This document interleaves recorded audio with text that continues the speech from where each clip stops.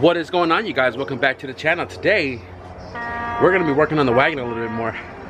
So by now you guys should have seen the last video where we mounted the viscous coupler and the rear drive shaft to the tonneau of the car, and we just went for a drive right now, and the drive shaft, viscous coupler, the whole rear end isn't making any weird noises that, you know, kind of make me concerned about it.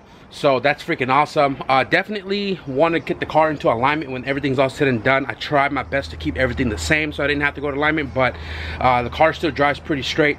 But these are very expensive tires, and I don't want to chop them out, you know, neglecting an alignment. So when everything's all said and done, we'll throw it back to the alignment. But aside from that, the car seems to be driving really well. So today we're going to be working in the front half of the car, and the front half of the car is actually putting in the transmission. Now I still have to go pick up the other K20 A2, which I am going to keep stock, but I'm going to do head stud, head gasket, timing chain, tensioner, and whatever else I can replace. I do have an RBC manifold. I don't think you guys have seen that. Aftermarket thought about it. I am going to be changing the injectors, pretty much change the whole layout of the setup that's currently in the car, but I am going to slap the transmission in the car with the current setup because it still runs, it still drives, it just smokes a little bit, and you know, just make sure that everything works before we put the new motor in and then go to the dyno. Give you guys a brief little rundown on the setup if you guys haven't seen like the full breakdown of this car. And you know, it's a really simple setup, pretty much bone stock K20 A2. It's got a Boost Junkie manifold with a Garrett 60-1. I bought this turbo back in 2011 from one of my boys, and it has been serving me well. A little small for the setup because it spools up stupid quick, but tile wastegate, tile, blow-off valve. I fabricated downpipe, which was a full exhaust over there, and I did the up pipe because I didn't have materials to go under. It still has heater, brake booster delete, nothing crazy. Cheapy intercooler, because why not? It was on a sale when I first initially started this you know, build. But I did all the charge pipe work, KTUNED, fuel rail, Graham 1600cc injectors, and it is on 9 pounds. No boost controller. You can see the vacuum line goes straight to the wastegate in the back right there, and the car made 414 horsepower. The current transmission in the car is a 2008 Z3 LSD tranny 6-speed, and the 6-speed Lion flywheel with a turbo setup. It really rose through the gears quickly. The transmission that we're going to be using in this car is a transmission I found in the junkyard in 2017, I believe. 170 bucks, 04 CRV 5-speed all-wheel drive transmission, and I'm not even going to open and inspect it. I'm just going to go ahead and send it, put it in the car, and by the end of this video, the car should have an all-wheel drive transmission. All of the gears go into gear.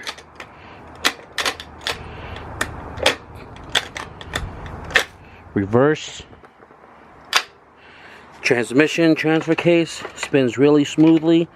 So the thing is, I have the EFK1 motor mounts, which are non-dual height. And I believe Brian Gillespie said that the all-wheel drive bracket kit does not fit with the EFK1, that I would need to go EFK2 in order to make the rear bracket work. So my case, I am not going to cut this frame mount back off. Instead, I am just going to make my own rear mount. Big shout out to JoJo for giving me this, because he noticed that I don't have this in my toolbox. So I appreciate you, JoJo, tremendously. And the funniest part, this thing came in clutch the night that we left your house because my car broke down. I'll probably throw all those bonus clips at the end of this video. But this is the missing piece to my toolbox.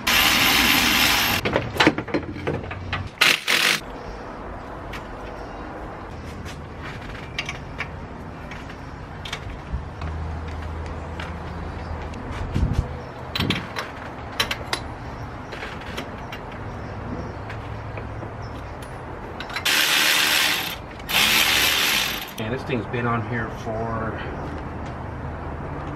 2.5 years.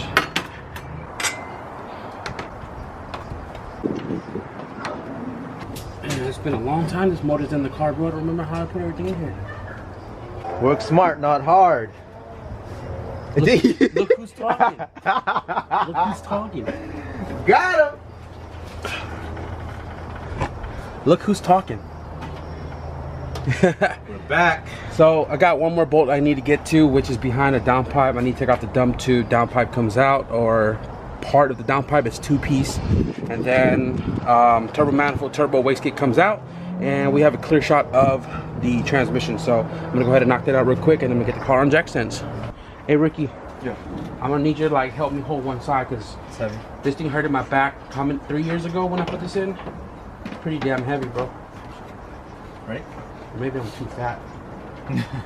But make sure you clear your arm from the. That might be heavy. Just gonna slide out up and over. Oh, the turbo's a heavy side, man. Your swole ass should have been on over here.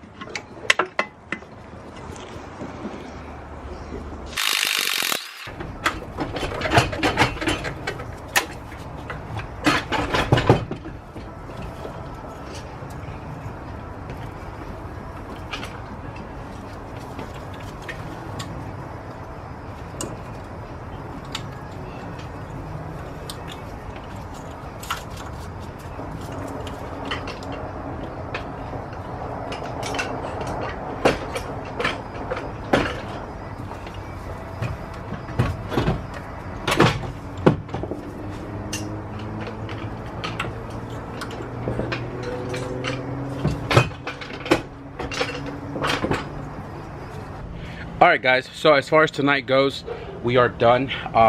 It is 6:15 right now, and the transmission is out.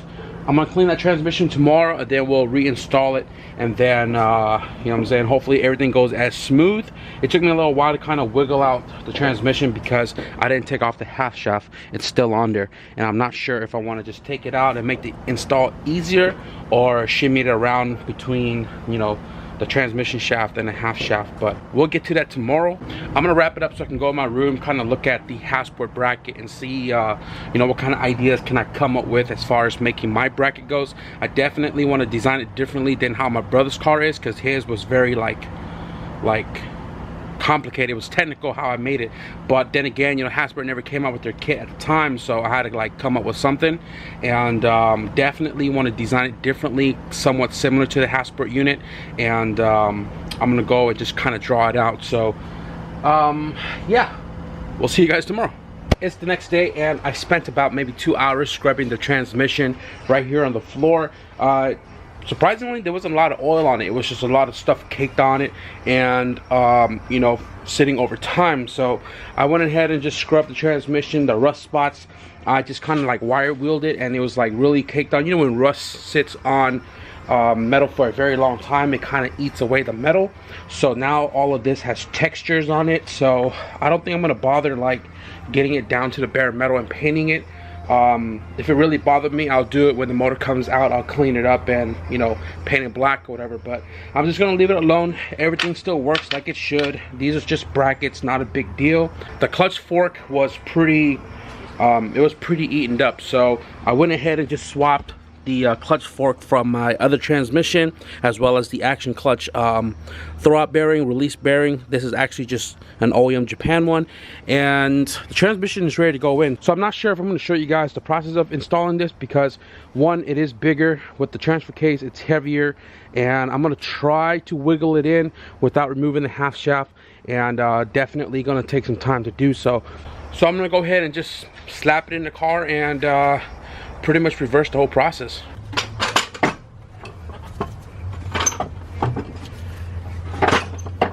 I should have checked this, but it's very important to make sure that you have one dowel pin instead of two in the same spot. Because man, if I was to try to put this in right now and it wouldn't go in, oh, I'd be mad if I didn't see that. Remove one. The other dowel pin in the back, make sure there's not another one there. And I think we're looking good.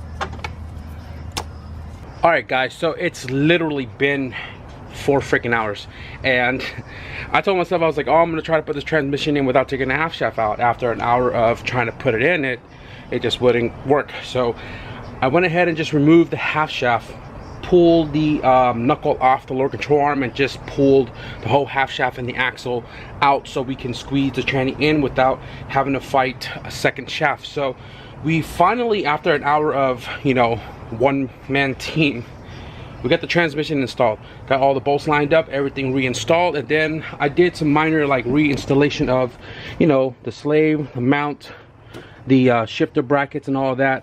We're not using the reverse gear lockout anymore because it's not a 6-speed tranny.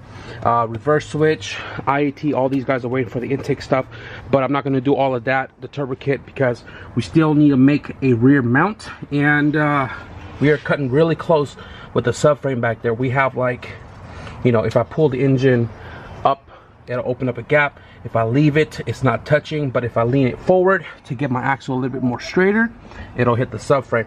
So I'm gonna have to like brainstorm that on the next video when I make the motor mount. And the reason why it's been 4 hours is because I was sitting here contemplating about, should I make the motor mount in this video as well too. Instead I was like, you know what, we'll just make it its own video, keep this one kind of nice and short. So that's pretty much going to wrap it up for this video. But guys, remember, the giveaway is still happening until January 31st. That is the last day for the entries for the tool giveaway on Instagram. You have to repost the image, follow Built to Drive, follow my page F and Static, and also write a brief description of why you think you should win the toolkit in your repost. Then I'm probably going to take a day or two to go through everybody's posts, and then we're going to go ahead and do the raffle for it, probably on YouTube Live, and also probably going to be on Instagram Live as well too. But yeah, you guys have to the end of this month to get your entries in, so go and do that. I wish I had taken out that half shaft before I started doing the transmission install. It would have made my life a lot easier and we would have been finished a long time ago. But progress is better than no progress, guys. So that is going to be the end of this video. If you guys enjoyed the progress on the wagon today, be sure to give the video a thumbs up, and if you guys want to stick around for the rear mount modification video, be sure to hit the subscribe button. But thank you guys for watching, and I'll see you guys in the next video. Peace.